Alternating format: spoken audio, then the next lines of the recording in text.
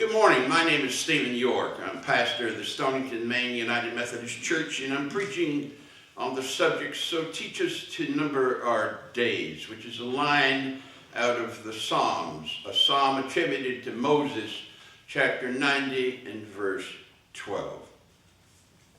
It is my experience that people look at the Bible rather selectively. And depending on your interest and beliefs, you sort of tend toward the things that are easy to understand and you really like, and then the difficult stuff, well, you sort of ignore it and hope that it's never going to ever cross your path. I think that part of the role of the pulpit is to help us to understand the Bible, and there are concepts and things and words that are said in the Bible that I think that we need to understand in order to fully appreciate this book. And so I have purposely resisted the urge to only read verses 12 through 17 of the 90th chapter. I really, frankly, would rather not try to have to explain the first part, but I feel an obligation to do so, because if we're going to understand this book, it needs to be grappled with. So here I'm going to do my best. What attracted me to Psalm 90 was my memory of it in the King James Version and the 12th verse, which says this wonderful line, "So teach us to number our days so that we may apply our hearts to wisdom." That's what got me into trouble in picking this chapter. The second thing was, I thought, well, this is attributed to Moses, and I looked and saw that there was a connection to this last chapter of Deuteronomy and the death of Moses. And so I thought, I'm going to talk about this, because faith enables us to cast light on things that are difficult. And so I'm going to do what I can to help you to understand this. First of all, I want you to understand that the book of Psalms was a hymn book. It was sung. It was the Hebrew hymn book. It was a collection. There were many psalms that were sung in Israel, but 150 of them made it into what we have now as the book of Psalms. So the understanding of the Psalms are that they were sung.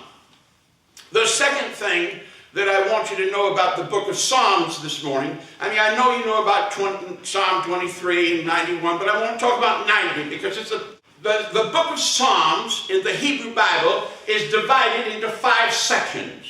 The 5 sections are to match the 5 books of the Torah, or the 5 books of the Old Testament: Genesis, Exodus, Leviticus, Numbers, and Deuteronomy.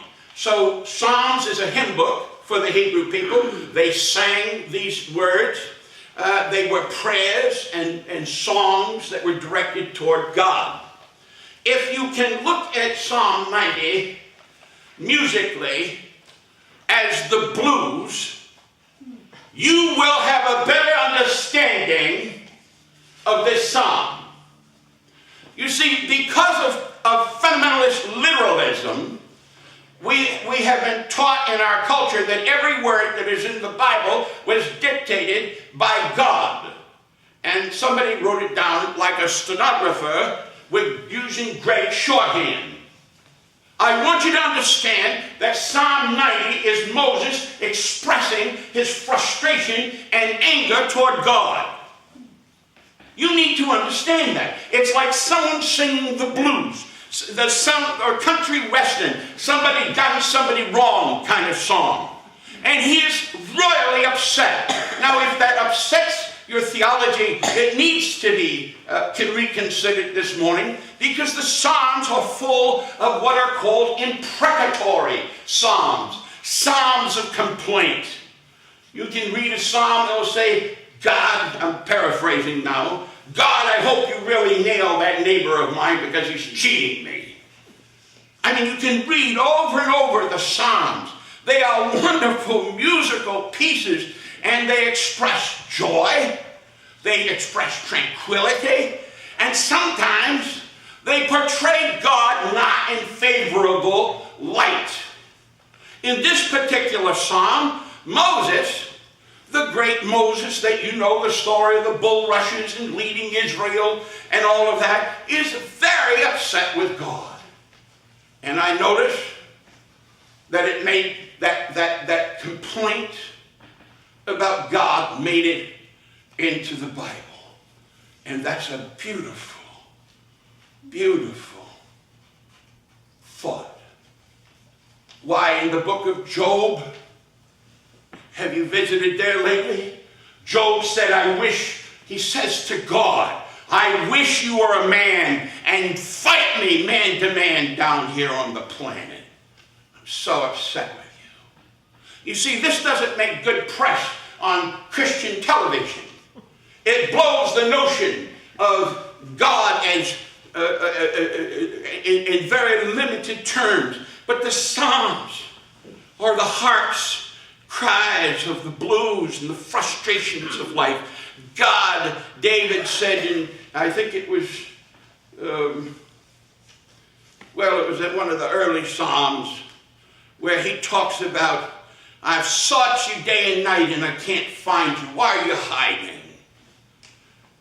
The beauty of the Psalms is that they express human emotion and frustration, and yes, sometimes projection about a God who does not always measure up to our expectations.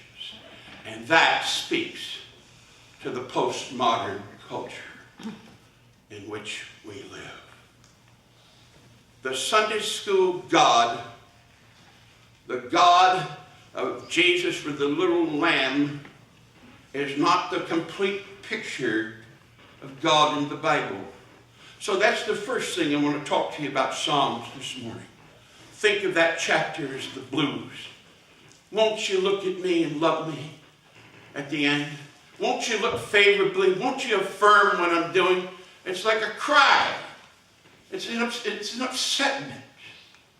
Many times literalists will talk about how Christianity is a relationship with God, but it sounds like it's all sugary sweet. People in the Bible got mad at God. I'm not in the New York Times this morning, folks. I'm giving you a text to think about. And that makes God so much more interesting to me. The other thing that you need to know, secondly, about the Bible is that people's understandings of God evolved from the earlier books into the New Testament.